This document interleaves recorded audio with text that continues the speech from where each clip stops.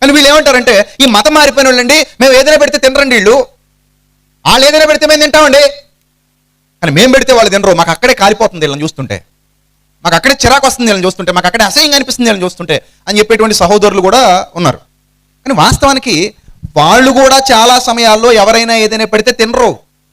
ముఖ్యంగా ఇప్పుడు వనభోజనాలకు వెళుతూ ఉంటారు, కార్తీక మాసం అంటారు దీన్ని. కార్తీక మాసంలో చాలా మంది వనభోజనాలకు వెళుతూ ఉంటారు. వనభోజనాల కంటే కుల వనభోజనాలు, ఫ్రెండ్స్ వనభోజనాలు, గార్డెన్ పార్టీస్, సో ఇలాంటి పార్టీస్ జరుగుతూ ఉంటాయి. ఈ కార్తీక మాసంలో ముఖ్యంగా చాలా మంది హైందవ సోదరులు కూడా మాంసాన్ని తినరు, అంటే నాన్ వెజ్ తినరు. ఓన్లీ ఏం తింటారు?